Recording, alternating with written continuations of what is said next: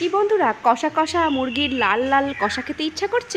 তাহলে এক্ষুনি বাজারের ব্যাগ নিয়ে বেরিয়ে পড়ে নিয়ে চলে আসুন মুরগির মাংস। এনে ভালো করে ধুয়ে গরম জলে ভিজিয়ে মুরগির সব জীবাণু একবারে ধূলিসাৎ করে দিন। তারপর কড়াটাকে ভালো করে গরম করে সর্ষের তেল দিয়ে পেঁয়াজগুলোকে লাল লাল করে ভেজে তার মধ্যে একটা টমেটো কুচি দিয়ে দিন। টমেটোটা লাল করে ভেজে নেবার পর আদা রসুনের পেস্টটাও ভালো করে লাল লাল করে ভেজে নেব। সব কিছু লাল লাল করে ভেজে নিয়ে আমি এখানে 800 মতো মাংস নিয়েছি। তার মধ্যে আমি 2 চামচ হলুদ গুঁড়ো, 1 চামচ ঝাল লঙ্কার গুঁড়ো, একটা কাশ্মীরি লঙ্কার প্যাকেট, একটা মিট মশলার প্যাকেট সানরাইজের আর পরিমাণ মতো নুন দিয়ে ভালো করে নাড়িয়ে নেব।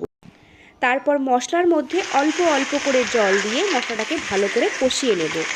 এই লাল লাল কষা কষা মাংস কিন্তু বন্ধুরা আমরা ভাত, পোলাও, ফ্রাইড রাইস বা পরোটা, রুটি, লুচি সব কিছু দিয়েই কিন্তু দারুণ লাগবে খেতে। একবার খেয়ে দেখবেন আমার কথা শুনে, পুরো জমে যাবে খাওয়াটা।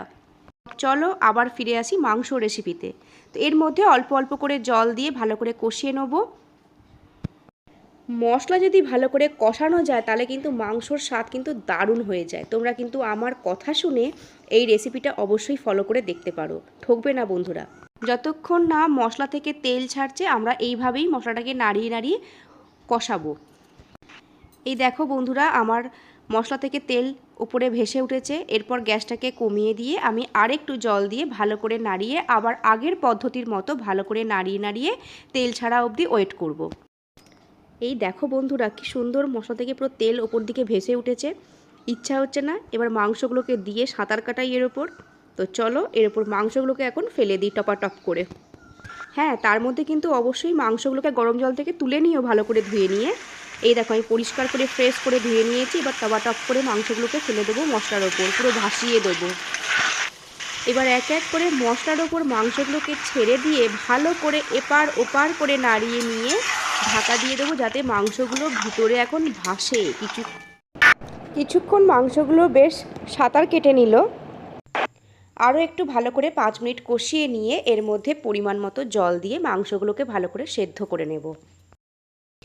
আমি এটাকে এখন 15 মিনিট ভালো করে কষাবো। মোট 15 মিনিট আমি এটাকে ভালো করে কষিয়ে নেব। এরপর ঝটপট ঢাকাটা খুলে নিন তো, আর দেখুন তো মাংসটা ভালোভাবে সেদ্ধ হয়েছে কি না। ব্যাস, একদম রেডি কষা কষা লাল লাল মাংস। মাংসটা 15 মিনিট ভালোভাবে কষিয়ে নিয়ে এর মধ্যে জল দিয়ে মাংসটা ভালো করে সেদ্ধ করে নেব। তারপর সবশেষে ধনেপাতা ছড়িয়ে মাংসটা আমি নাবিয়ে নেব। তো রেডি আমার লাল লাল চিকেন কষা।